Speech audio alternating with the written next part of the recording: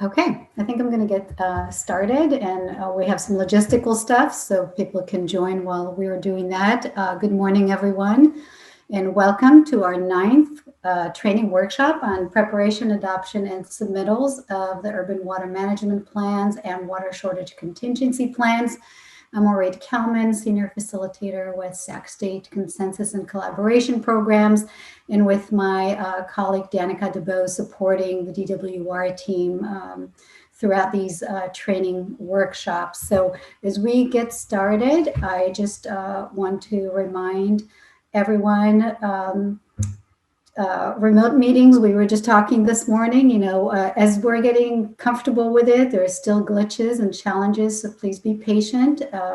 A reminder that the training is recorded and will be posted to the YouTube channel, and so if anybody gets dropped off, you can watch the training on the YouTube channel. We're going to have several presentations today, and in terms of participations, we really want to encourage you to ask questions. You can use the chat channel if you need any kind of technical support. You can reach out to Danica. We're going to monitor mainly the Q&A panel for your questions. Additionally, you can use the hand raise in the participant panel if you want to ask a question in person, and really encourage you to do that to the extent that you're comfortable. Using the Q&A panel, you can ask a question at the bottom. You can also expand on somebody else's question by adding a comment, or if you feel a question is particularly relevant and should be prioritized, you can upvote it and let us know that this is something that more than one person is interested in, and that becomes really useful as we try to make sure that we get to all the questions that you have throughout the training. We've generally been able to address all questions, but if we don't get to everything, we will track unanswered questions and respond to them after the training.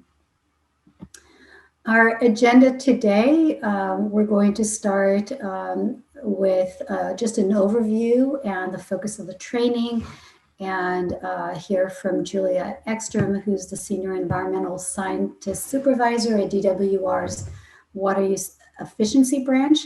And then we have 3 segments for our workshop today that will be presented by Gwen Huff, the DWR's retired annuitant, who's a senior environmental scientist. And we're going to have a segment on plans preparation. We'll have a segment on plans adoption. We'll take a quick 5-minute break, and then the last segment on plan submittals, post-submittal, and amendment process. And we'll wrap up by noon with the training. We ask you to let us know in registration how familiar you are with the plan. It looks like about half of you are doing this for the first time, while about a third have done the plan previously. Much of what we're covering today is similar to your previous work, but there are going to be some changes because of the water shortage contingency plan. So Gwen is going to cover that. And with that, I'm going to turn it over to you, Julie. Okay, thanks, Arit. Hi, everybody, and welcome to the 9th training session for the Urban Water Management Plan preparation. So this one is on the preparation, adoption, and submittal. So if you can go to the next slide, Arit. I just wanted to quick, for those of you that haven't attended, or if you want a reminder, this is our 9th training session, and they've all been kind of offered in these clusters or groupings to touch on all the different pieces within the guidebook and in your urban water management plan. So on the left here, we have the Sbx 77 compliance reduction by 20% by 2020. And so there was a session entirely dedicated to that, and also into estimating population served, which is a portion that contributes to that compliance and those calculations. and also a session on calculating and setting up your baselines and targets and what's involved in that. And then the core of the urban water management plan is really about your supply characterization, your demand characterization, and your reliability assessments. Those feed into your drought risk assessment and other reliability assessments and your water shortage contingency plan. So we've had sessions that have gone through the water shortage contingency plan, the drought risk assessment, and then of course climate change. We had an entire session that was dedicated to what does that mean? What does that mean to comply with the water code in terms of the requirements for incorporating climate change or considering it in your urban water management plan? And then we had sessions that were dedicated to energy use reporting and reporting delta reliance, and those were separate sessions, and they're of course related to the urban water management plan, but kind of their own analyses. And so the you can see if you go to the next slide, it shows what number or module training session they are. And today's is the overarching preparation and adoption procedures and some of the submittal procedures, the steps that you need to go through, essentially your check boxes, or some of your check boxes, excuse me. And so this covers what's most of what's in the preparation chapter 2 of the guidebook, which I'll just point out right now that it's coming soon. We have the whole thing is with the copy editors right now for the final review of it, and just the final checks. And so then we're hoping that we can get that out to you by the end of February, and we realize that everybody is waiting for it. Same with the submittal tables and the other templates. And the appendices are also with the copy editors right now. So that's a step forward. So as soon as we can get it out, we will announce it across the urban listserv and on our website, and any other forums that we can find to announce it have been released. So today, if you go to the next slide. Thanks. Oh, so we want to call out something that's a lot of you have had questions about, and for very good reason, because now that the urban water management plan in the water code has to have a structured water shortage contingency plan. This is called out and treated. It needs to be submitted with the urban water management plan that's due in July this year. But it also is treated essentially as a separate document in terms of its adoption process and somewhat of its submittal process. So it gets submitted at the same time, July 1st, 2021. But then based on the water code, it's treated as this separate document so that our suppliers can update it and readopt the water shortage contingency plan through its own process in the future on a different schedule than the urban water management plan, if that's appropriate. So if there are changes you make to it and that you adopt, you can do that process without having to open up your entire urban water management plan and go through the whole adoption process with your city or your board again. So, but we understand that that's confusing. And we've gotten a lot of questions about it for good reason. So just wanted to call that out. And so that is one of the main differences, one of the only differences in this, in these chapters of the guidebook. So it's chapter 2 is preparation of your plan or plans. And then chapter 10 is the procedures for adopting it and submitting it that Gwen is going to go over. And so the chapter 10 really calls out the water shortage contingency plan as separate. So she's gonna note that, and that's why things are called out as plans You have public hearings for the plans now instead of just the urban water management plan. You have to list both of them and adopt both of them. And so that's what we wanted to go through. So next up here, let's see. So this is the separate, just make sure I covered everything. Yeah, I think we're going to go over it again later, but the urban water management plan and the water shortage contingency plan can be adopted at the same meeting, but to make sure that it's clear that that each one is adopted as its own entity, you want to list them separately on the agenda at least. Okay, so for today, we are lucky to have Gwen Huff again go through all these specifics and really walk through this guidance on preparation, adoption, and submittal. And so I think you can just pull up that list or read the whole thing. Yeah, so this is the order. She's going to go through them, and just want to welcome Gwen. As Arit said, she's a senior environmental scientist in the urban unit in the water use efficiency branch at DWR. So thank you, Gwen, and welcome. Thank you. And I will share my screen if I can. Give me just a moment. Share screen, yes. Mm-hmm. And maybe, Gwen, while you're doing that, there is a question. Will there be a track edit version of the final guidebook so we can quickly see what has changed? Julie. That's a good for Julie. Question. My understanding is that there's not. We have prepared a list by chapter of what's changed. Would that be helpful if we can get that? It's hard to get the track changes ADA compliant. And so to be allowed to be posted. So let's see if maybe somebody has a follow-up question that they just raised their hand about on that. But my question back to everybody is, would it be helpful to have a listing by chapter of what's changed? Mm-hmm.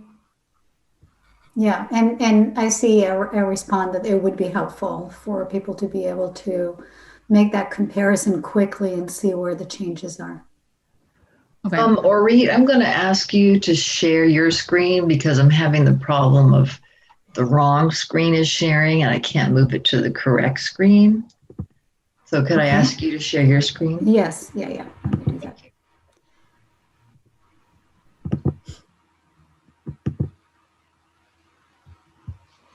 Perfect. Okay. Hi, everyone. Thank you for joining us today. Thank you, Orit. Thank you, Julie. Okay, I'm ready to go. So I'm Gwen Huff. I'm with DWR. I helped a lot with the 2015 round of UWMPs, and I'm back to help a little bit with the 2020s. I've met many of you, at least over the phone before, so I look forward to this round of UWMPs. I'm going to go over these few topics, and there's been very little change since the 2015 round for those of you that have done it before. For those of you that haven't, this is probably, for you, this is more important than those who've done it before because there's so few changes, except for calling out that water shortage contingency plan. So we'll talk about plan preparation, the notices that you have to make, public hearing and adoption, the plan submittal, post-submittal, and the amendment process. Okay, next slide. So let's talk about plan preparation. Next slide. Next slide. So first of all, do you need to prepare a plan? And the threshold for that is, the water code says, suppliers with 3,000 or more service connections or those supplying 3,000 or more acre feet of water per year are required to prepare a UWMP every 5 years. So you know if you're above that threshold or not. And a lot of the information that goes into the UWMPs, we put into table form. And here's one example. Table 2-1, you'll put in your public water system number and name, the number of connections for 2020, and the volume of water supplied. So that's a quick check for anyone who's reviewing the plan, whether it's DWR or another interested party, whether or not you're required to submit. So the question comes up for suppliers that have multiple water systems throughout the state, and there are some.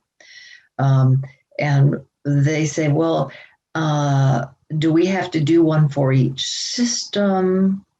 How do we, or can we combine certain systems and report as one management unit? And yes, you can, we leave it up to the supplier for them to determine based on their administration, their supplies, how they run their systems, if they want to group certain ones together and then give it a name and call this one plan for that particular system that they're determining works together. And so just make sure that in the plan it's really clear, which it would have to be, which public water systems we're talking about for this particular plan. If you go over if you're under that threshold of 3,000, whether it's acre feet or connections, and you expand and go above that, the code requires that within a year of that expansion, you are required to submit another urban water management plan. So that's just the basis of whether or not you are required to submit the UWMP. Okay, next. I have a few tips for the UWM preparers, especially those that are new. Rely on information in the previous UWMPs and or regional UWMPs, because there's a lot of information in there. You don't want to start from scratch, right? So build upon a previous plan. Review the changes from the 2015 cycle, and those are summarized in the guidebook, which is coming out. Make sure that you are familiar with them. Of course, follow the notification and adoption processes for UWMP development, which we're going to go into today. And this next one, if a requirement doesn't apply to a supplier, state that in the UWMP. That just makes it really clear if someone like the reviewer is looking over your plan to make sure you've addressed certain requirements. If there's nothing there, then we have to make sure that it doesn't apply and that they're correct in not supplying any information. What's better is if the supplier in their UWMP says, here's the requirement and here's why we're not addressing it, because it doesn't apply to us, whatever the background situation is. So if it doesn't apply, please state that in the UWMP. And there are a lot of unique situations out there. Feel free to add all the information about that situation to make it really clear to the reader or the reviewer, whatever they need to know to understand your system. Narratives, graphics, and maps. Feel free to include as much of that as you can, especially those graphics and the maps. They can make things that are complex much more easily understandable to a reviewer, whether it's a DWR reviewer or any other third party. Feel free to expand on the information from the requirements of the code with narrative, graphics, maps, additional explanations. Use summaries and cross-references. And then, so if you have a complex situation and you describe that, rather than if it needs to be talked about in multiple sections of the plan, better to only state the complexities in one place and summarize and refer to the full explanation in another place. Use the checklist. So there is a checklist that's going to be in one of the appendices for the Urban Water Management Plan, including the Water Shortage Contingency Plan. Go by that checklist. Make sure you've addressed everything. And it's extremely helpful. We request that you put in each item of the checklist a page number where we can find the information. That's the checklist that DWR will also be using to see that you've complied with the code. So you can tell pretty quickly if you've complied with the code with all these sections in the checklist That's what we're going to find when we're reviewing. And lastly, use the guidebook appendices. They're just a lot of detailed information. It's going to be really helpful. I'm not saying read them from front to back, but you may find information in there that when you have to dig deep into a particular topic, your answer may well be in the appendices. Okay, so those are our kind of broad tips. Next. And this is a recommendation for your organization of the UWMP. We don't require it. The guidebook is organized in the chapters that you see here, chapters 1 through 10. We recommend, just for ease of anyone picking up a UWMP, one plan will have the same organization as another plan. So it's much easier for anyone to find information in a UWMP if they're similarly organized. Again, not a requirement. So these are how the chapters are laid out in the guidebook, and we just recommend that you follow that same organization. Next. There's another thing to consider, whether you're going to do an individual or regional planning. You can go either way. You can do an individual UWMP and water shortage contingency plan, wherein you're simply talking about your agency only. Or you can do regional reporting. Let's go to the next slide. You can work with a IRWM, a wholesaler, and the other retailers, another regional entity, and you can coordinate with this regional group, and you can develop, there are two things you could develop: a regional urban water management plan. Okay. This reports on the combined regional service area. So several suppliers would combine their information. And this works well if you have a lot of interaction with your supplies and demands and recycled water, things like that.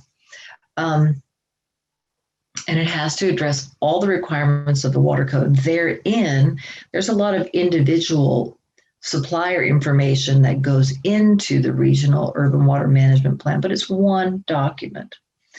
Now, the only thing that's a little bit that I want to call out is that if you do a regional urban water management plan, we have to talk about meeting the requirements of Sbx 7-7. You become, if you're not familiar with Sbx 7-7 because you're new to this, you will become familiar. Water Conservation Act of 2009, sometimes called 20% reduction by 2020. And that has its own chapter in the guidebook, has its own set of tables.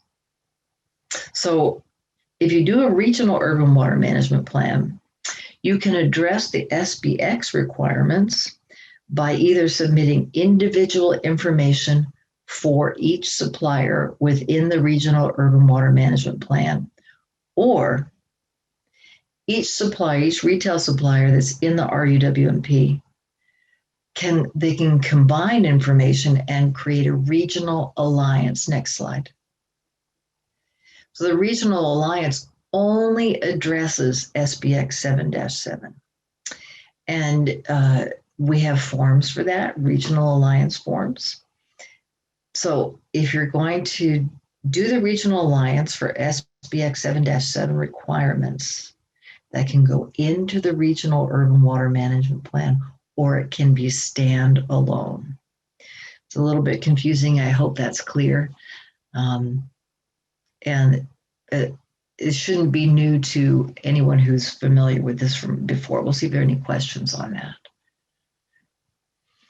And are there any questions on that? There are a couple of questions. There's a question from Lauren who's asking, why is there a chapter on the water shortage contingency plan in the urban water management plan if it is to be a separate document? Do we need to have that chapter? Is it a summary of the water shortage contingency plan?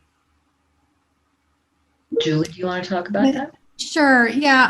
I know that's confusing. You can append it and just put in chapter, as the kind of the portion of chapter 8 of your urban water management plan. Please reference this attachment. And I mean, I would include that attachment in the PDF with the urban water management plan, if you can.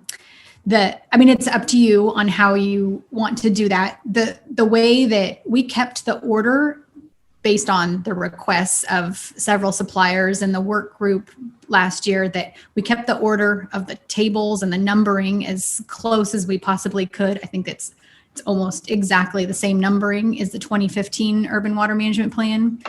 And so in order to do that, we also kept the guidebook in the same order. So just to maintain some consistency for those of you that have done this before. And also if most of you are using your 2015 plans to inform your 2020 plan.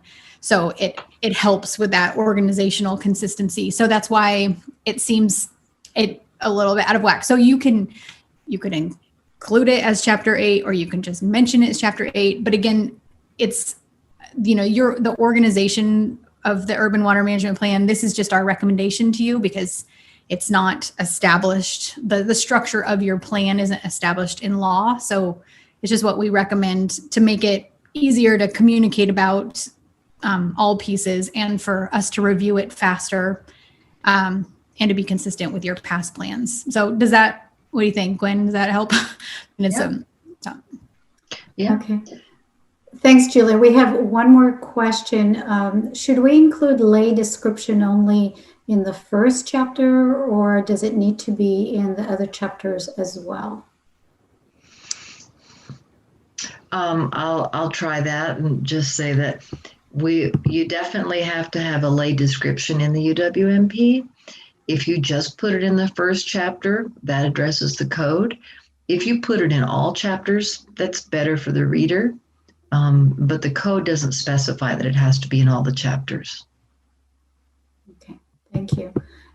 These are the only related questions right now. There was some follow-up that we can come back to at the end of the workshop. So why don't we continue? Good, yeah. Next. Just another quick reminder that you can report in a fiscal or calendar year because suppliers have their information one way or the other, and it's onerous to force everyone into calendar year, and the water code does not require that. So in this table, 2-3, like I said, we like to tabulate so much stuff. You'll indicate whether you're a wholesaler or retailer or both, whether you're in calendar or fiscal. If you're in fiscal, tell us when that year starts. And then the unit of measure, and that we only allow acre feet, million gallons, and CCF. I know some places have used like miners, inches, but we didn't include that. Okay, next. And just FYI, the end of the reporting period for the 2020 UWMP, if you're on a calendar year basis, you have to take all the information for the entire calendar year of 2020. That's going to be the end of your reporting period. If you're reporting on a fiscal year basis, your UWMP will include the information for the entire fiscal year of 2019 to end of 2020, your fiscal year. And this question came up once, so we're just going to address it. Suppliers will report on water use for the year ending December 2020 or fiscal year end of 2020. But the UWMP is due July 1st, 2021. So from the end of the year 2020 to July 2021 is not included in the UWMP. Okay, next. Let's talk about coordination and outreach as you're doing your plan. First, next slide. This is a requirement that wholesalers and retailers, if one supplies the other, they have to coordinate with each other by providing information about projected water supply and demand. That's a requirement, and we do have a table for that. It says whether or not you have. Coordination with other agencies and the community. You have to coordinate with other appropriate agencies in the area to the extent practicable. And there are specific notification required for cities and counties to whom you serve water. UWMP preparers are strongly encouraged to solicit participation from other agencies responsible for developing related reports, such as general plans, water master plans, groundwater management plans, public water system reports. To the extent that you can, reach out so that all the reporting coordinates with each other and we don't have different information in different reports that's conflicting. And you all know what the other is doing, so it's encouraged. Next.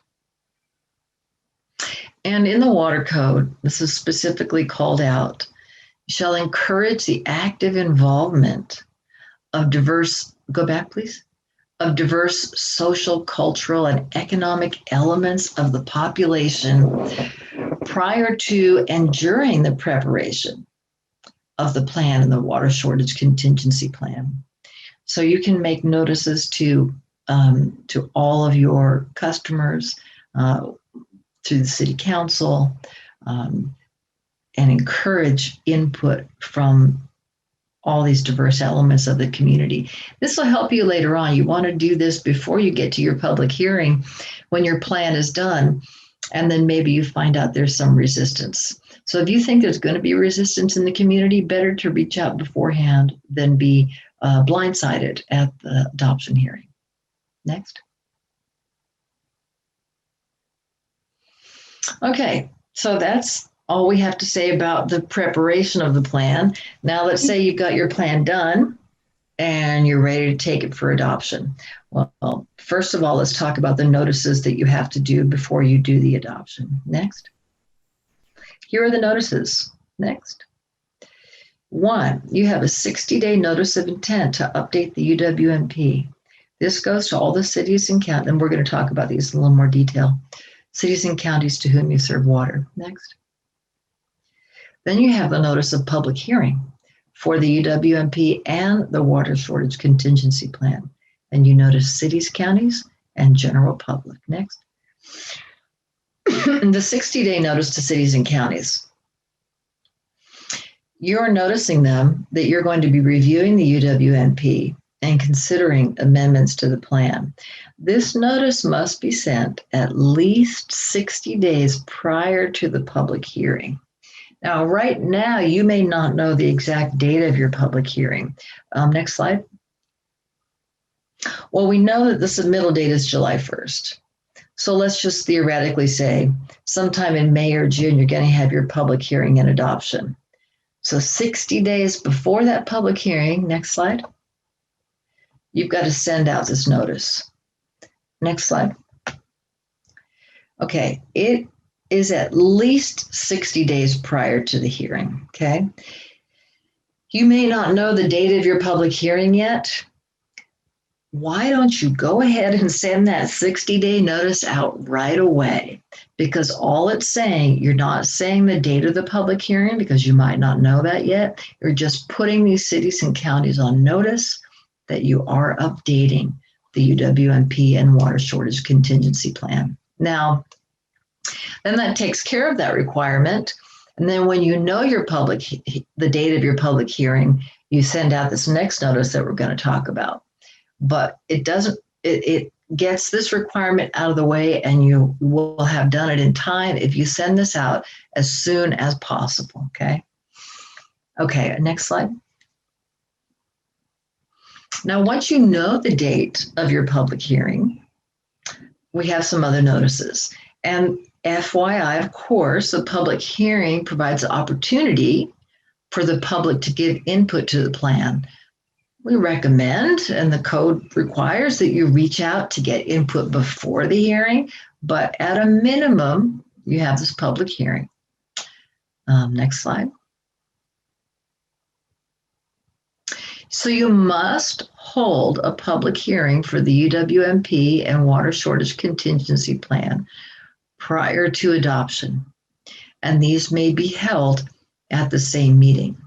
And The public hearing for both plans and the adoption for both plans can all take place at the same meeting. Next. So when you know the date of your public hearing, you have to notify two audiences: cities and counties to whom you serve water and the general public. Next slide. And you have to make your UWMP and water shortage contingency plan available for public inspection. Next slide. Before the public hearing. And just, I'm going to give you forewarning that when the plans have been adopted, you'll update that public availability with your adopted plans. Examples of public availability: placing a copy of these plans at the front desk of the office and posting on the website. Okay, so you know you're gonna have your public hearing. You've made your plan available for public inspection. Next. And now you're going to notice you have two audiences, remember, cities and counties and general public. So when you're noticing to the cities and counties, that is the cities and counties to whom you serve water. You've already given them a 60-day notice so they know that you're adopting the plan, but now you can tell them that you're having a public hearing and when it's going to be. Okay, so you provide the notice to these cities and counties. Next slide. Time and place of the public hearing. Next. Location where they can be viewed, right? You've made them publicly available. Tell them where it can be viewed. Contact information for the supplier. And people have asked, well, who do we send these notifications to? The code doesn't specify. You know your contacts, right? Whoever you tend to work with, city manager, county administrator, whatever is appropriate for your service area. Okay, so now you've noticed your cities and counties about the public hearing. Next.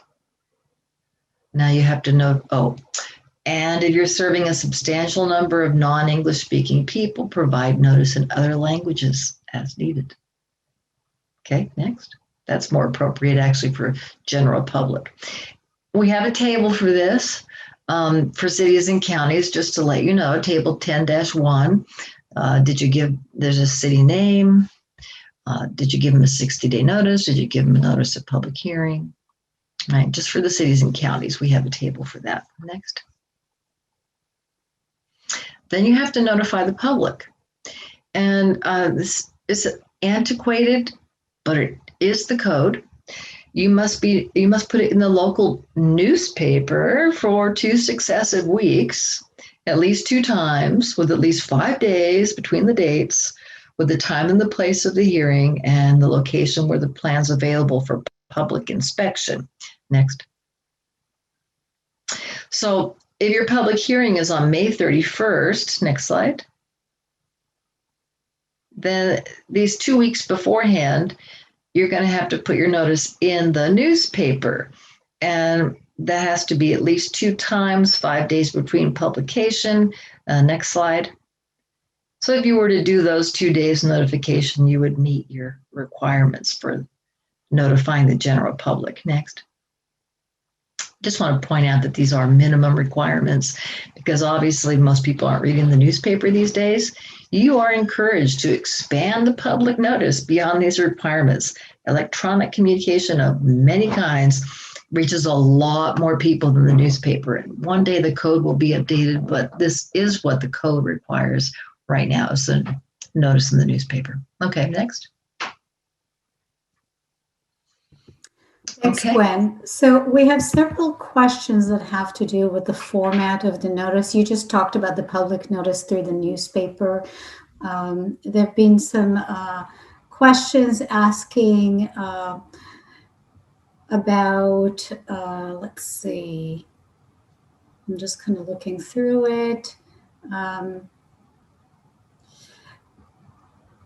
Is email a sufficient notice? Or do we need to send a letter in mail? And I'll just address that and say the code doesn't specify. Mm-hmm. An email is a good form of communication. It works. Okay, so let me go through some of the questions. Can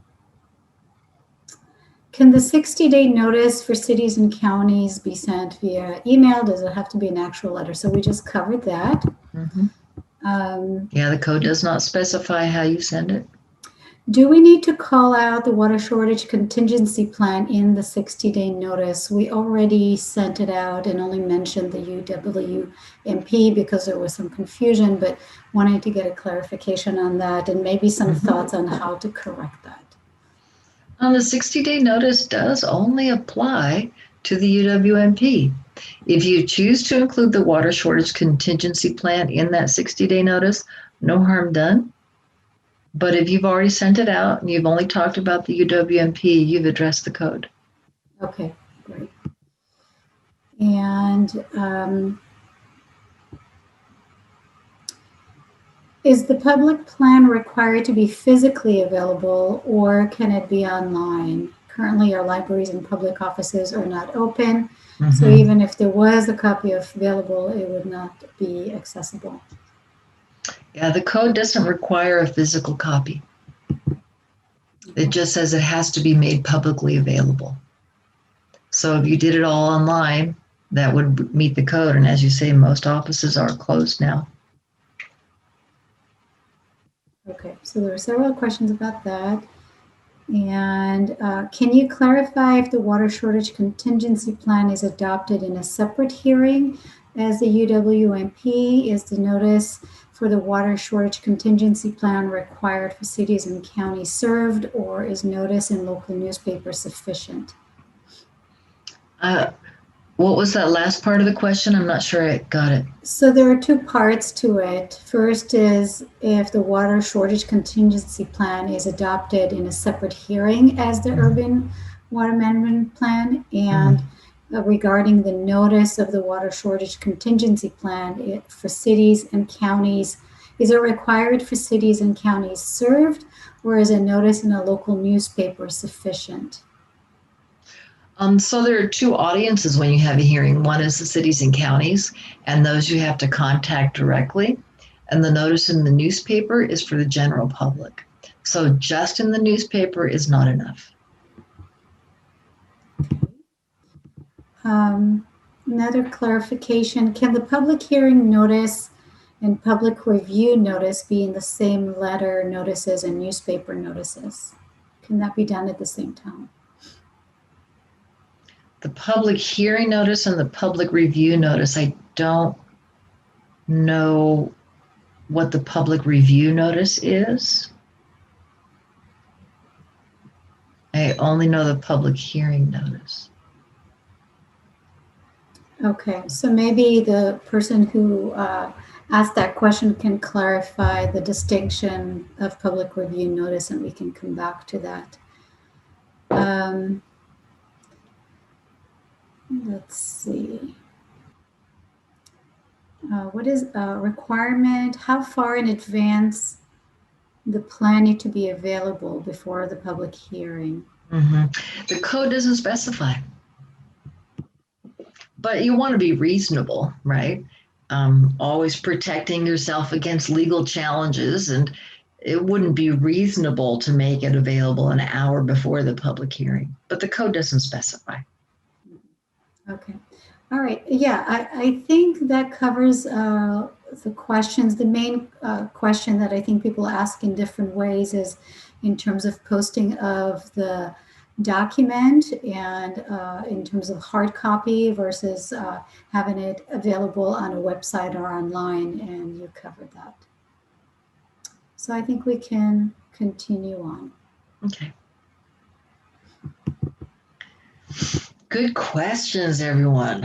I'm glad everyone's engaged. Okay, let's talk about the public hearing and adoption, although this picture is funny because it wouldn't look like that anymore, right? No, not this year. Okay, next. So if you have a substantial number of the population that doesn't speak or understand English, you should provide an interpreter. That's just FYI as you're preparing for your public hearing. Next. And the determination of whether or not an interpreter is needed is at the discretion of the supplier. Next.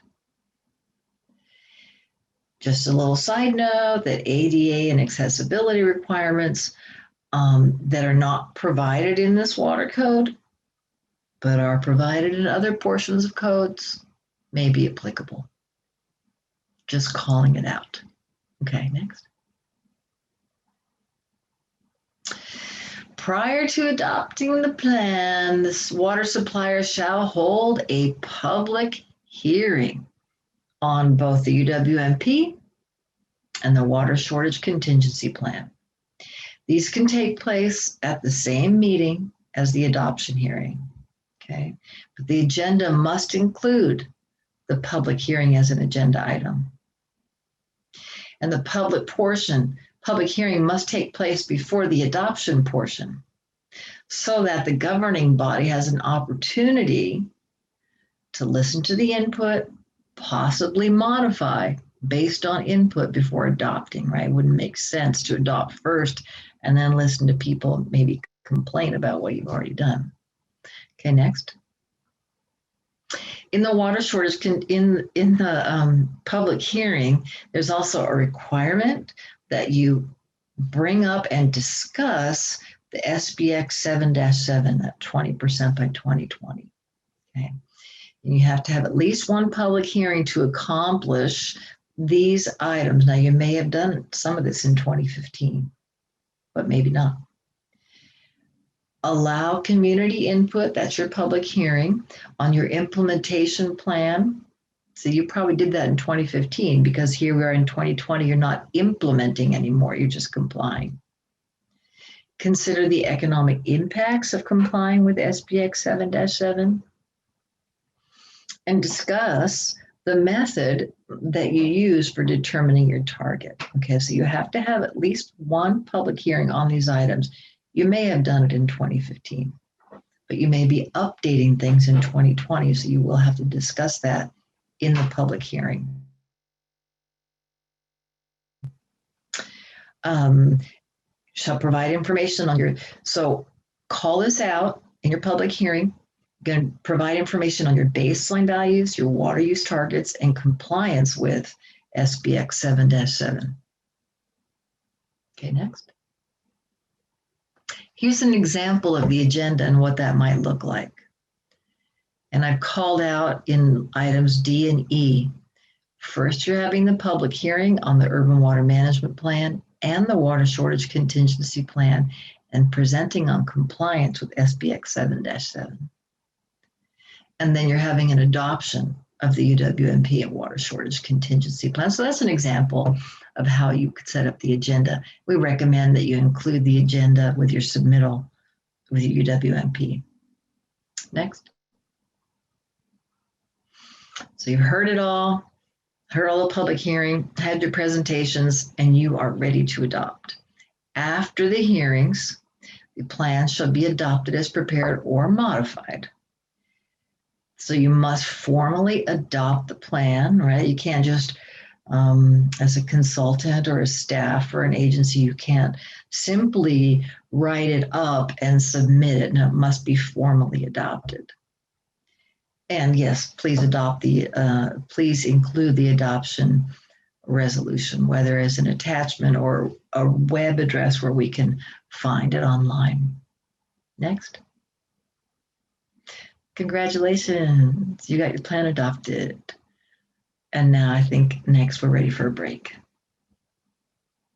Oh, after questions and answers, of course, sorry. We have a couple of questions for you. So one person is providing an example. If an agency anticipates their public hearings taking a long period of time, the question is, what are the ramifications if the agency is not able to submit their plan by July 1st?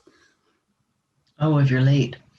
So there's no late because, just to clarify, if you're late because of a long period for public hearing. So DWR doesn't have specific consequences if you're late, But until you have an urban water management plan in place, you can't get a grant or a loan from the state for any project related to water from the water board or from DWR. That's the extent of the official consequences. Unofficially, that is outside of the state government. The code does require that, so you're not in compliance with the water code, and this is all public information.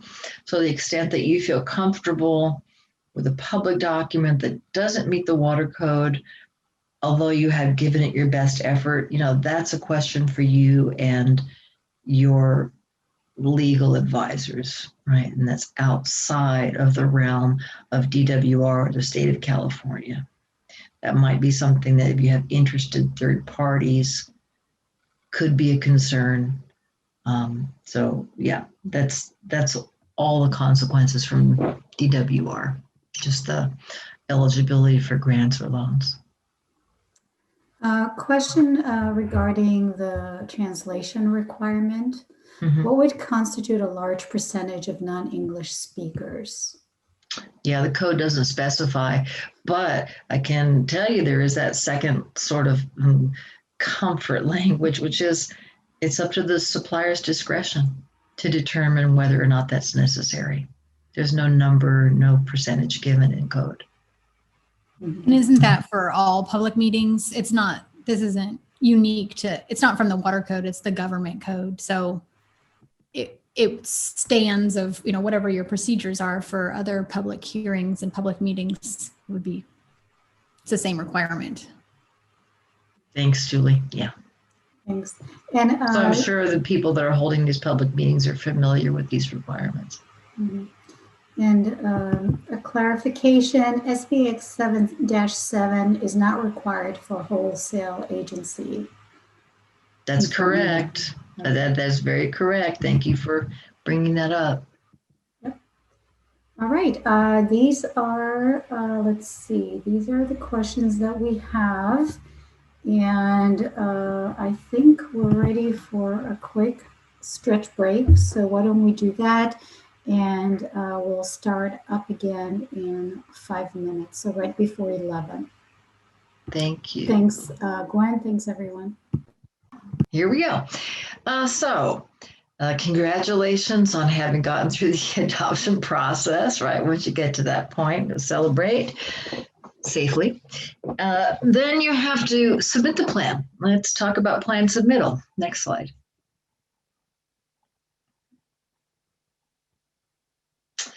So, plan submittal, no later than 30 days after adoption, submit the urban water management plan and the water shortage contingency plan to DWR.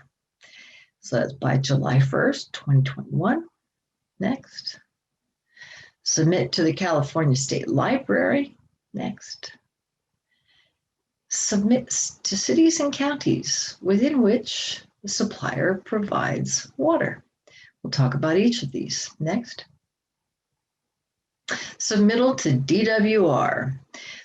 In all these slides, I didn't really mention most of these slides. I have the water code cited above. I'm just trying not to read it, but it's there for your reference. So the 2020 UWMPs, including the water shortage contingency plan, must be submitted to DWR within 30 days of adoption and by July 1st, 2021. These are both submitted electronically through the WUE, which stands for Water Use Efficiency, WUE, data portal, and there is the website. What you'll be entering is data from the tables that will be entered into the portal. And on the left are the submittal tables on the bottom left. And in the center there, those are it's one example of the Sbx tables, which is an entirely different set of tables. And you will also submit the entire UWMP with appendices and supporting documents. You'll upload that into the WUE data portal, and you will also enter data into tables. Okay, next.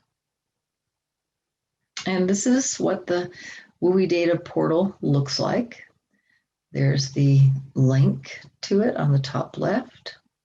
It's being updated for 2020 submittals. We aren't there yet, but I think we still have enough time. It'll definitely be ready for you when you're ready for it.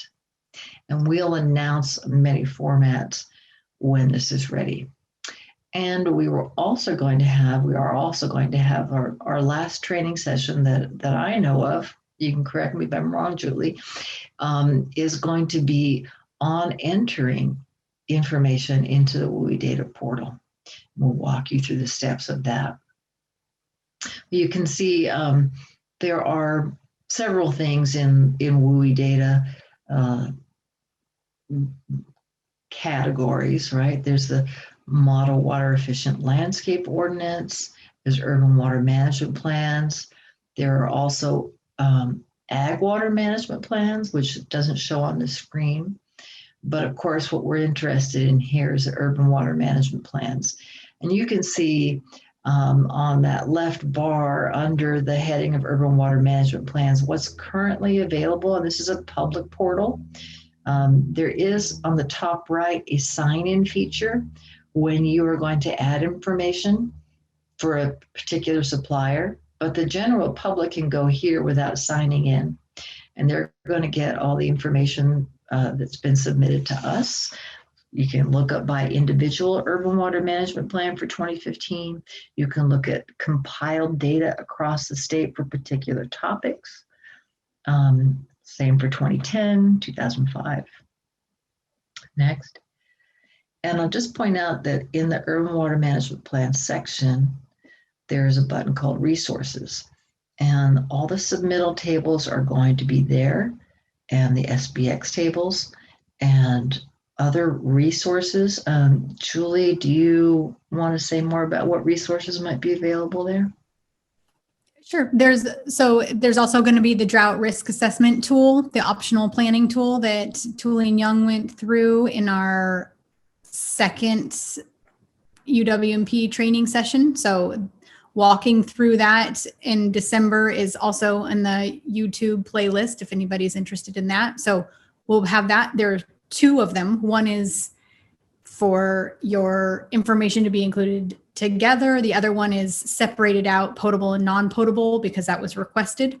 And so, again, that's an optional planning tool, but it's highly recommended if you're able to use it, because it really teases out vulnerabilities and helps you go through different scenarios with your information on supply and demands to understand your reliability under drought conditions. And then for the other resources, so we have the energy tables, the optional planning tool, and as you said, the submittal tables, the Sbx 77 compliance form and the verification form.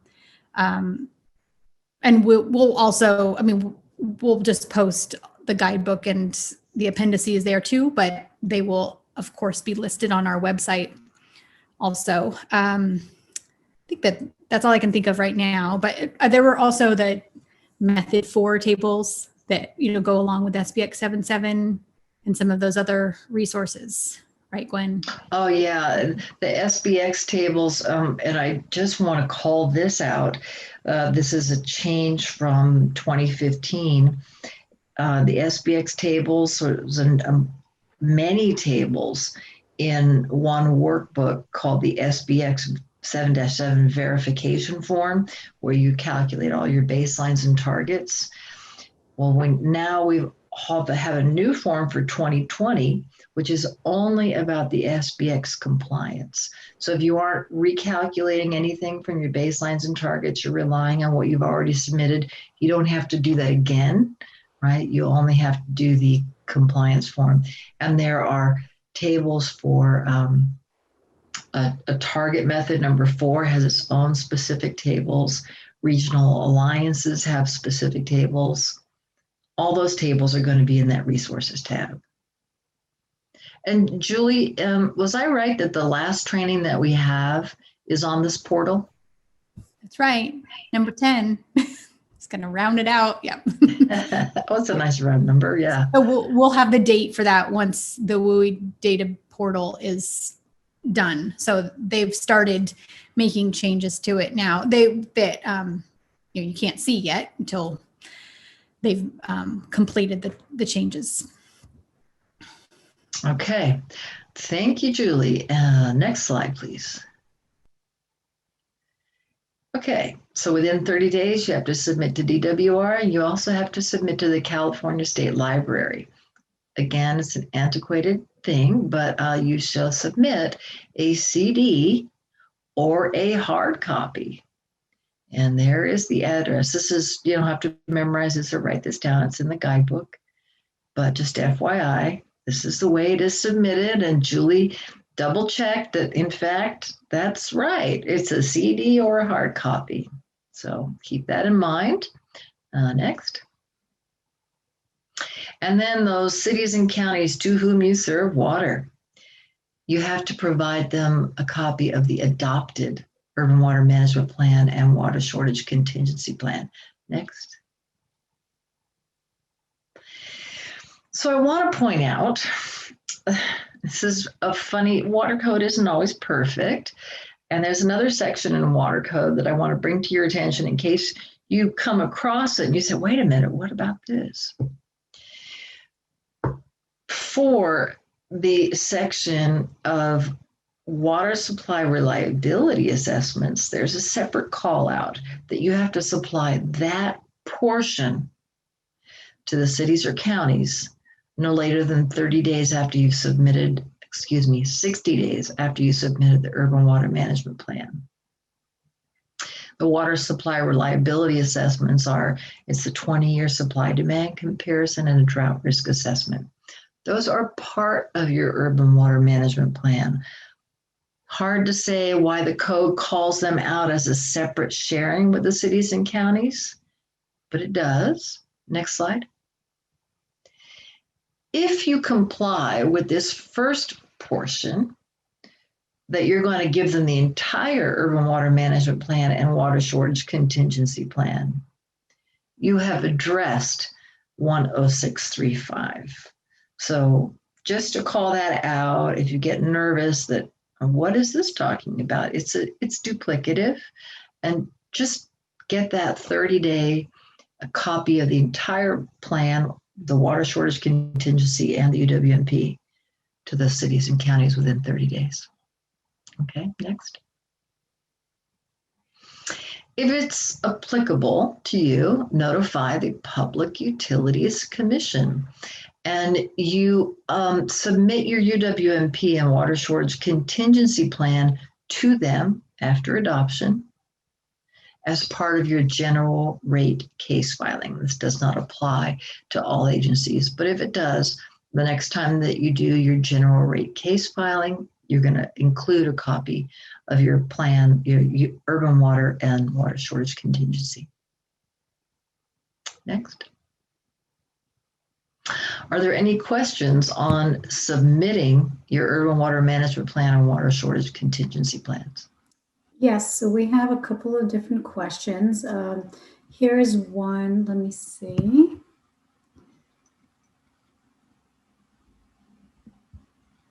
If the water shortage contingency plan is adopted early this year before the UWMP, does it need to be submitted to DWR within 30 days of adoption, or can submittal wait until the adoption of the UWMP? What if the WUI data portal is not yet ready? Well, I can say right off, if the WUI data portal isn't ready, you can't submit it, and that's not your fault. Julie, I'm not sure about the answer to that question. If the water shortage contingency plan has to be submitted within 30 days. Yeah, I have to look at it in the water code. I mean, what happens, Gwen, if they approve their urban water management plan now? Do they have to submit it to DWR within 30 days, or is it just due by July 1st, 2021? The code says within 30 days. Okay. But if the portal isn't ready, it's not possible for them to submit? Well, there are two parts to this question, just to clarify. They're asking about the situation where the water shortage contingency plan is adopted before the UWMP. And so they're asking whether the water shortage contingency plan needs to be submitted within the 30 days, or can they wait until the UWMP is adopted and submitted together? So Julie's looking that up to see if there's a requirement about the water shortage contingency plan. If it's adopted early, does it have to be submitted within 30 days, or can it wait until the UWMP is ready? Okay. Yeah, on that note, I mean, the first thing I see in the code is that you do at least within 30 days need to make it available. Let's see, what's it say? Pursuing, make available the plan prepared to the customers in any city or county within 30 days or no later than 30 days after adoption. So at least that part is doable, even if you haven't submitted it to DWR. And then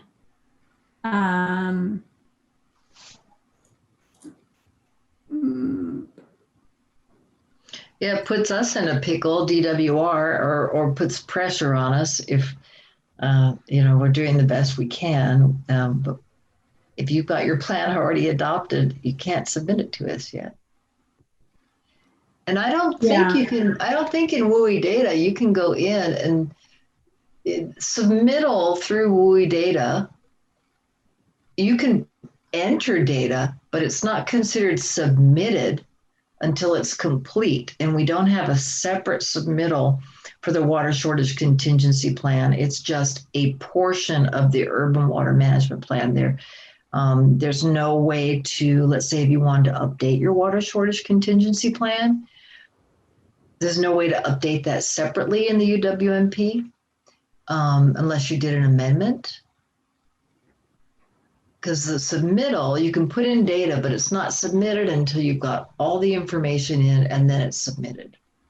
So you could. So, Julie, I'm wondering if this question would be good to bring back when we do the next training session about the WUI data portal. Yeah, and if they've finished their water shortage contingency plan before that training happens and gone through their approval process or their adoption process already, then they should just email us at that uwmphelp@water.ca.gov and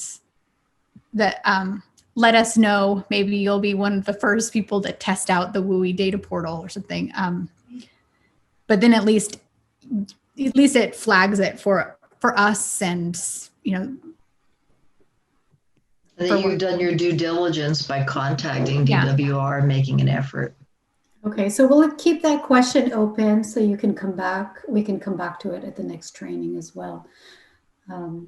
There's a question, will the appendix tables such as energy intensity be included with the submittal tables? If not, it will be helpful to have the link in the submittal table worksheet.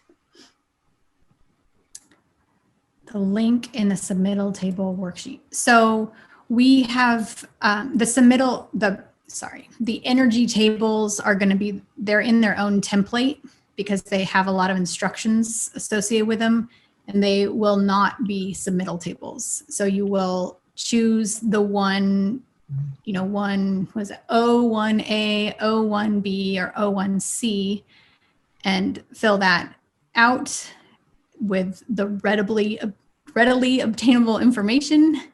And then you'll upload that as an attachment as part of your UWMP. And then those of you that are filling out O2 would also include that for, I think it's recycled and wastewater information, energy information. But it's not included in the submittal table template. Workbook, yeah. So the separate workbooks in that resources button on WUI data, there's going to be all kinds of things in that resources, the submittal tables, the energy tables, the Sbx tables, and they'll all be separate. a little bit back and forth about that, the energy being submittal table. So if I've misspoken in the past about that, sorry. That was, I was assuming it was going to be a submittal table, but because there are, four different ones, or essentially three, and then another optional one, it makes for a pretty messy database. So having it just uploaded as an Excel file is great. Okay, so a couple Thank more you. questions, and I'm sure we'll have more details on that. Clarifying question, can the UWMP be submitted electronically to cities and counties?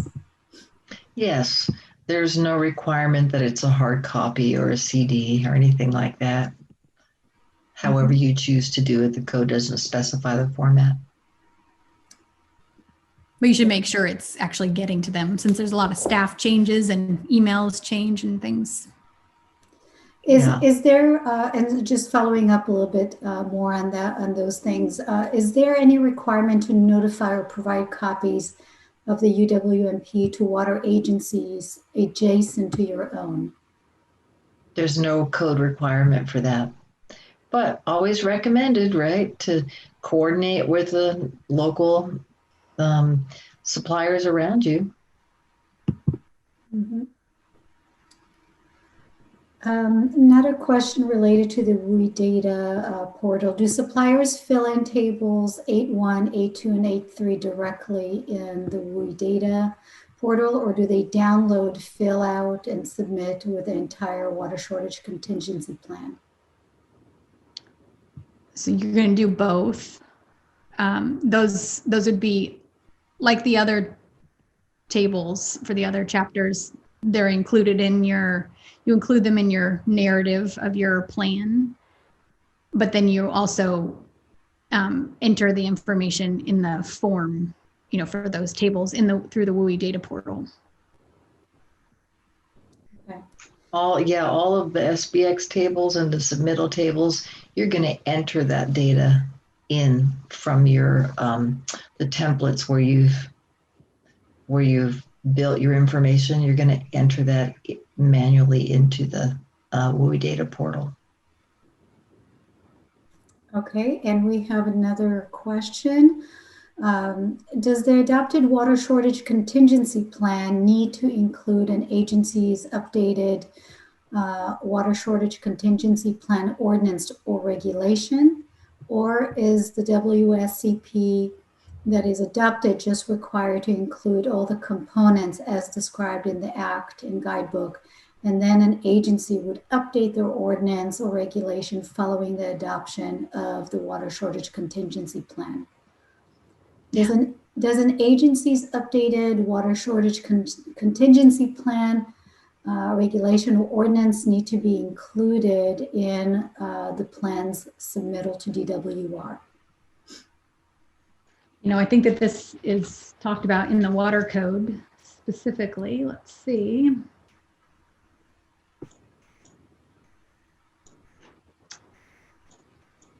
So there are a couple of questions about understanding the need for update of the ordinance as it relates to the water shortage contingency plan. Okay, I'm relying on Julie for this. And I'm relying back on the code because I don't want to say it wrong.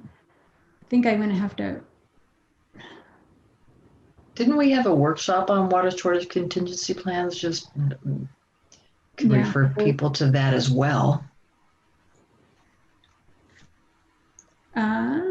Sorry, I'm trying to find it. I know it's under ordinance. I think that it's that if you have ordinances, you report what you have. It doesn't. I'm pretty sure you don't have to have them all passed necessarily, because the rules can be in different forms, right? They don't all have to be ordinances.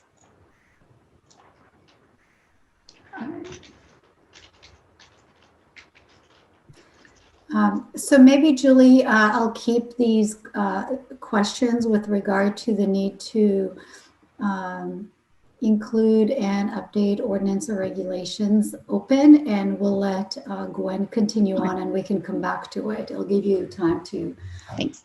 Oh, that's to good. research Yeah, that. take the pressure Yeah. off a little bit. Okay. Are there any other questions on that part? Are we ready to go on? Let's see. There's a question. Can we include all DWR tables in one appendix and only use some of them in the narrative? Absolutely. As long as they get to DWR, in they're part of the UWMP, if you want to put it in an appendix, that's okay. And in the body, you put something else, just narrative, that's fine too. But the actual submittal into WUI data, you're going to be filling out all those tables, so we will get that information. Yes, that's fine. Doesn't have to be in the body of the UWMP. Okay. And I think that's something that you spoke to earlier, that the structure you've set up is a recommendation, but people can develop their plans in a way that works for them. There's a follow-up in terms of table numbering issues, and so it's up to the planners to determine the numbering as it works best for them. The table numbering, or the chapter numbering, or the table numbering? So there's a question with regard to the table numbering issues. If we add an additional table, it is hard to be consistent in the table title if it is in between two DWR tables. Do you have any suggestions on how to address that? You are very free to add tables and give them, a number like 8-1.2, something like that. Yeah, I can understand the problem with like Microsoft Word, if that's the way you're preparing it, that you have a automatic captioning that's doing the numbering of your figure table that can make, start to feel like a mess. But so you could do what Gwen is saying, that would take more manual, I think, tinkering with the labeling of the tables. You could also have, if I were doing it, I'd probably put, insert the caption as it could be as a figure or a table. However, if you're screenshotting them, they'd probably be figures. If you're doing the, actual table, you could enter it as a table into Word, so tell it in the caption, it's a table, and then have that table be numbered, but then have the title of the actual, with our, call it, let's say you have 10 versions of 7.1 or 7-1, because that's the reliability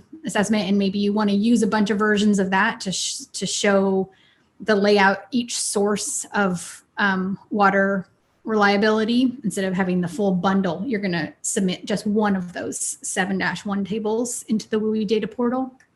And so, but in your plan, you might want to have 10 of them because you've got 7 sources and you want to do some different scenarios or something with them. So I'd probably label it, in Word, however the numbering Word wants to do the numbering, and then the title of it that I'd enter is table 7-1A, and call it whatever you're going to call it, so that it corresponds to the actual numbering that is that we make for it. Does that make sense? As that's one idea that would be more automated, because then you generate your list of figures and tables at the beginning with your table of contents, and still automatically with Word. So Julie, just to since we're talking about table numbers, there's a question: if the water shortage contingency plan is attached instead of incorporated as Chapter 8, can we relabel the tables within the water shortage contingency plan without the chapter number? So there is no reference. I think it's okay as long as it goes into the database as table 8.1 and 8.2 and 8.3, which it must. Yeah, I'd try to keep the numbering the same as the template we give you. Otherwise, it's going to be really hard for reviewers to make sure that all the information is provided. It'll also be harder for you as a supplier to cross-check to make sure you are entering the information you need to into the WUI data portal from your plan. So you can, in that automated Microsoft Word, setup with the captioning, you could have that be calling it whatever table you want, but then in the title of the table, you should probably put table 8-1, with the title. Okay. We have another question. Considering the uncertainty around the implementation of the Bay Delta Plan amendment, is there a way affected agencies can submit 2 sets of supply reliability tables that consider both scenarios, one with Bay Delta Plan implementation and one without? So DWR is not reviewing the Bay Delta, the reliability, the Delta reliance portions that are submitted with the UWMPs. That's part of the Delta Plan compliance analysis and isn't done for this process. So we don't have it in the works with the WUI data portal to incorporate that information as a separate standalone tables. So we encourage you to use table 7-1 or the other I think that's the main reliability assessment table. You can include as many of those as you want in the actual plan itself, but there's one that gets submitted into the WUI data portal, and there's a notes section, so you can, and we encourage you to use that note section to point to other versions of the tables. My understanding of the Delta Reliance portion of the analysis is that those doing it would include that as an attachment standalone so that it can be reviewed by a different entity when needed. Thanks, Julie. So Gwen, I think it'll be good to continue on with your presentation, Okay. and then we can come back to questions. I want to make sure you have time. Thank you. Okay, so let's talk about post-submittal. You've adopted, you've made it publicly available, you've submitted to DWR, etc. What happens now? Next. Okay, update your public availability. You had made them available before the public hearing. Update that with your adopted plans. And include a statement in your UWMP describing the availability of these adopted plans. So when you get your UWMP adopted, you will already have a statement in there about where the adopted plans will be. Okay? What will DWR do with your UWMP and water shortage contingency plans? We'll go through each one of these, but we'll review them, and we'll report to the legislature, and we'll make them publicly available. Next. So we talked about the checklist, and here's an example, just a portion taken of the checklist. We ask that you complete that last column, which should have been extended so the letter N is at the end of the word location rather than under it, but it's not. We ask that you put the location in, all right, in that column of where all these requirements from the water code can be found in your UWMP. This serves 2 purposes. It makes you clear that you've addressed each requirement, and it allows the reviewer to go directly to that requirement to verify that you have addressed it. So again, this is a recommendation, like one of the tips that we had, use that checklist. That's going to help you stream through, breeze through the review process. So you're going to submit it to DWR, and we're going to review the plan.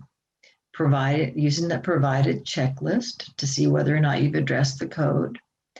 The reviewer will contact you as needed during the review process if there are any questions of clarification. And when the plan review is complete, you get a letter from a DWR with the results of the review.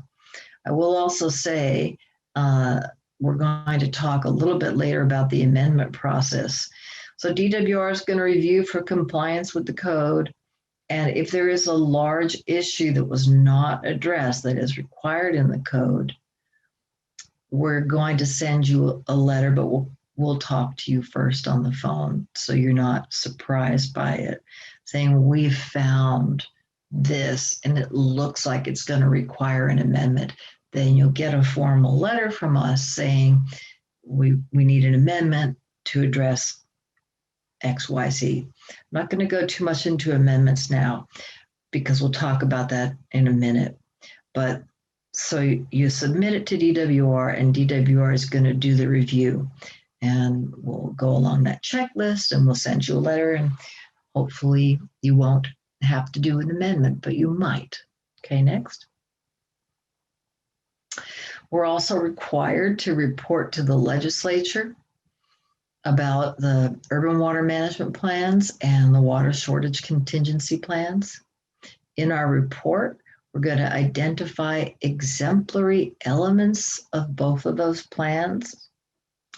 And each entity that submitted a UWMP water shortage contingency plan will get a copy of that report, like electronically. Additionally, if there are requests from legislators for hearings that they're having to talk about water shortage contingency plans or UWMPs, we'll be drawing on the information that you have provided and report that to the legislature. Next.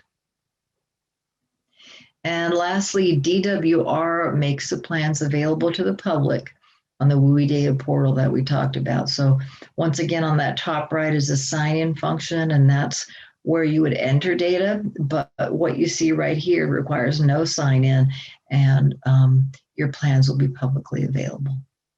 Next. Any questions about post-submittal? Let me see if we have questions here. There is a question if the checklist is going to be in an Excel format. Julie? That's good. That's a good question. I'm trying to find that out too. I mean, we have it in an Excel format because that's how we make it. So it seems That could be in the resources tab. Yeah, we could put it in the resources tab or in the stakeholder SharePoint for those that want to organize it. Yeah, we'll plan to do that. I just don't want to overload people with resources and feel like that there's too much, but that's certainly makes sense instead of just leaving it in a PDF. All right, thanks, Julie. There are a few other follow-up questions, but Gwen, I'm going to let you continue on. Nothing specific to what you're talking about right now. Okay. Next slide. Let's talk about the amendment process. Okay, next. So if you need to amend an adopted urban water management plan or water shortage contingency plan, there's the code, but in layman's terms, any changes must undergo the amendment process specified in the water code. So you can't just determine to make a change as a staff member, as a consultant, to correct an error and then submit it to DWR. No, it has to go through a particular process. Next slide. And the process includes notification, public hearing, adoption, and submittal. Next. And you can amend the water shortage contingency plan separately from the urban water management plan. But the main point of this is amendments have to go through the public process. Next. Any questions on amendments? Gwen, is this the last section that you're covering? I do you have think it follow-up? is. I All think right. I don't have my slide deck open, but I think this is the last slide. Okay, so here are a few questions and then a few follow-up to our previous discussions. Does DWR recommend to the legislature changes to the UWMP and water shortage contingency plan requirements? If so, Changes to the when? water code? No. Yeah, okay. All right. Thank you. So that was a quick no. Back to the Delta Reliance portion, if DWR is not going to review the Delta Reliance portion of the UWMP, what is its stance on amending a 2015 UWMP to include that information? Is that then really required? Okay, I know Julie knows about this because there was something very specific about it. Yeah, this is we encourage you to watch the session that's about the Delta Reliance, because these are technical details that they're essentially outside of the typical, the water code portion of the Urban Water Management Planning Act. And so DWR is not reviewing them as part of our review approval of your and recognition of your urban water management plan. It's in the Delta plan that is essentially, there's another word for require that's not require, but that I think I'm going to have to defer to this was gone through in detail in that training session. Look, I'm going to look up to see the language because it's pretty specific. If we could move on to another question while I just hunt that down real quick. Is that okay, Ori? Yeah, that's fine. We actually don't have too many other questions, and I was going to ask you to go back to the question around ordinance or regulation. Oh, sure. And I think to your point that it would be helpful, those specific questions would be helpful for participants to go back to the recorded training on the specific topic to get additional information. Yeah, I did find the information about that for the water shortage contingency planning and the ordinance question. Ordinances have to be adopted before the ordinance or before the water shortage contingency plan can be adopted and submitted. What it says in the water code, it's section 10632A6, and it says for an urban retail water supplier, customer compliance, enforcement, appeal, and exemption procedures. Oh wait,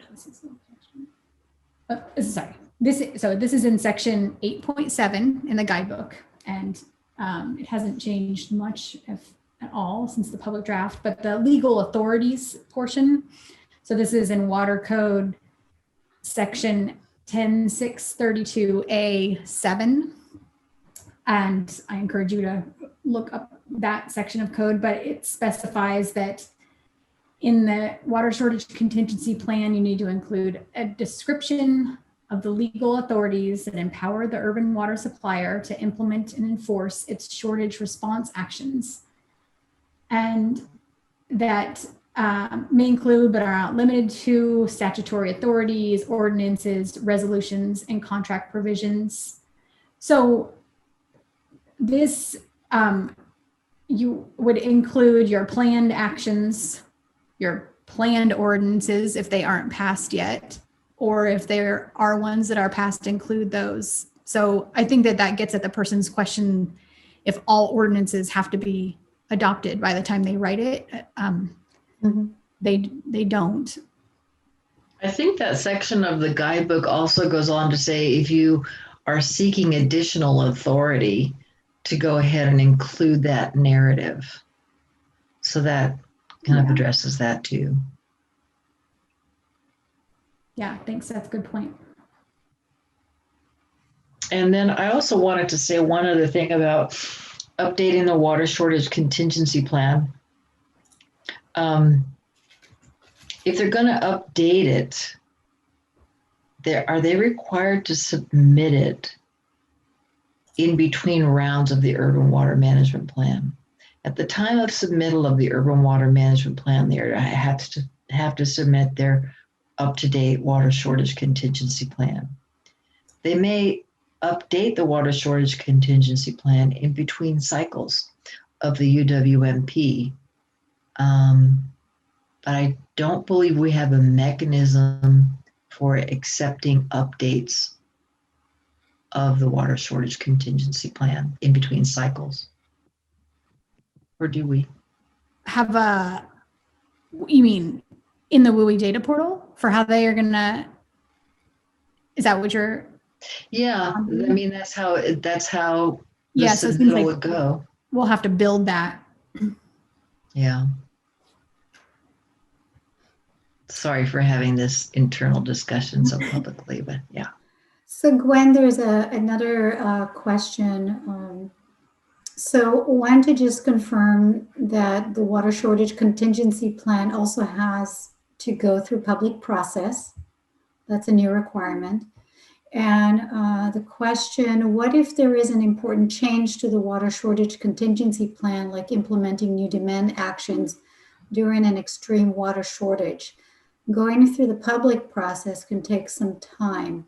Are suppliers required to follow the water shortage contingency plan exactly, or is there some flexibility to take immediate actions and adopt the revised water shortage contingency plan at a later point? There is some language about implementing the water shortage contingency plan. I don't have the code directly in front of me, but it does allow some flexibility.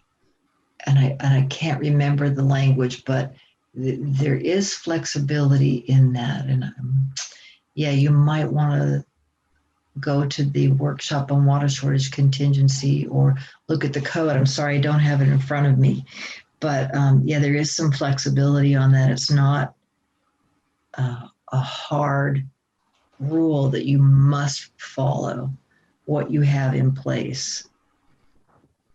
Okay, thanks. And related to that, in between UWMP cycles, can changes be made to the water shortage contingency plan? And so I'm hearing yes, and recommending that people go back to that module training and get more information there.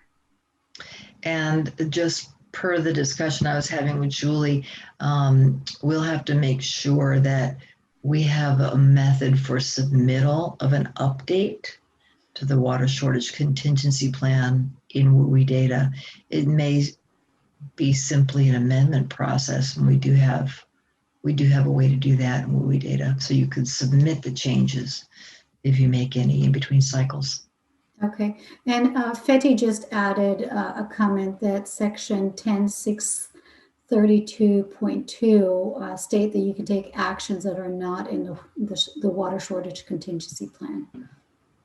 Thank you, So Fetty. just adding to that. Thank you.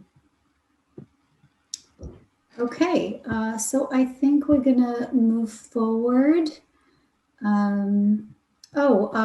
Julie, did you follow up on the Delta Reliance? I think we've taken care of all the questions that we were supposed to. Some of the questions here, yeah, there's just a clarification. To be clear, the Delta Reliance portion will not be reviewed. Is that true? As part of the urban water management plan. Yeah. But it will be, it would be used to review if you're part of a covered action. So that is for urban water suppliers, and that's a different process than what we're talking about here. Generally, everything Gwen is going through is separate. That's through the Delta plans process. But in that Appendix C, which largely has remained mostly the same since the public draft, it's an urban water supplier that anticipates participating in or receiving water supply benefits from a proposed project, such as a multi-year water transfer, conveyance facility, or diversion that involves transferring water through, exporting water from, or using water in the Delta, should provide information in their 2015 and 2020 urban water management plans so that it can be used in the covered action process to demonstrate consistency with Delta Plan Policy WRP1. And so like I said, we had a very technical session about it, and we really encourage you to watch that because I think that we recommend that you prepare and submit this information as an appendix or other attachment to the urban water management plan. It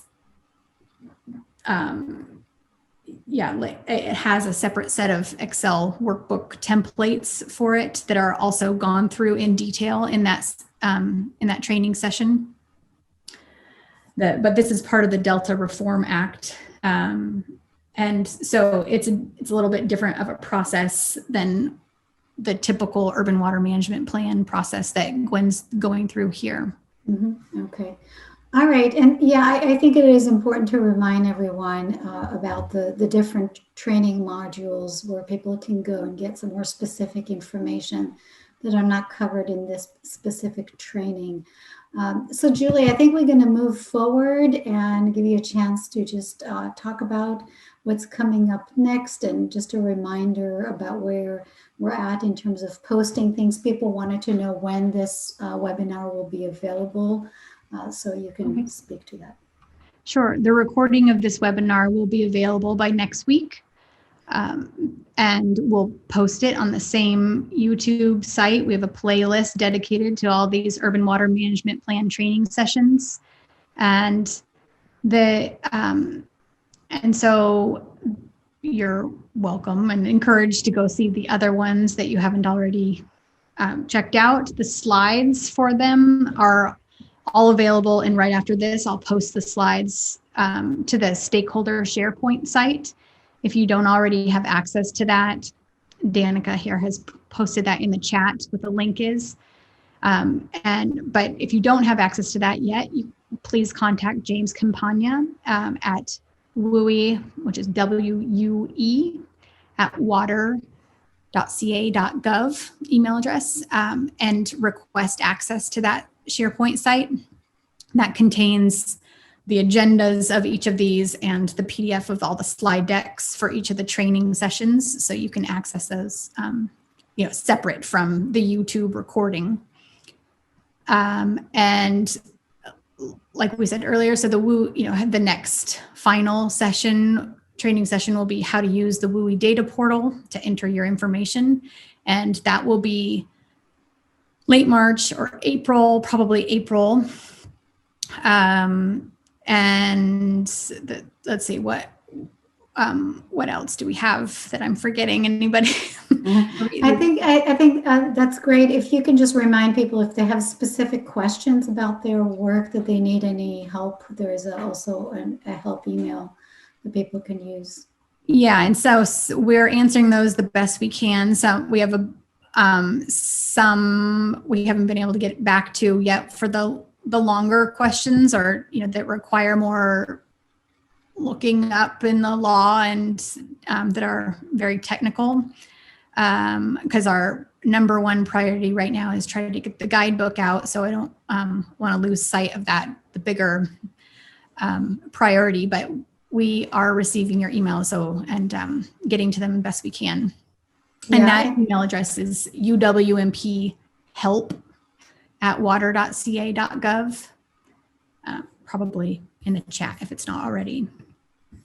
And just a reminder, Julie, on when the final guidebook is anticipated to be out, and specifically about finalizing the standardized tables. When are those going to be released? So we're trying for by the end of this month to get the guidebook out. Like I said, it's with the copy editors now, and then it just has to go through the final approval through our upper management to be able to be posted online. And it looks like the submittal tables will probably be available at the same time. If we can make those available sooner, we'll certainly send out a notification to everybody, and we'll put them in the resources section of the WUI data portal under the urban water management plan section, which is where their final location will be. Oh, I mean, we would also put them in the stakeholder SharePoint, but the resources button is, you don't have to sign in or log in or have registered for the WUI data portal in order to access that resources section. So it makes it pretty accessible. All right, thanks, Julie. And so again, we just want to check in with people and ask if this was a helpful training for you. Thanks, Gwen, for presenting all the information today and walking us through the different steps. You're welcome, and thank you, Orit, for facilitating, and Julie for being the resident expert, Johnny on the spot, to help us through the tough questions. Thanks, everyone.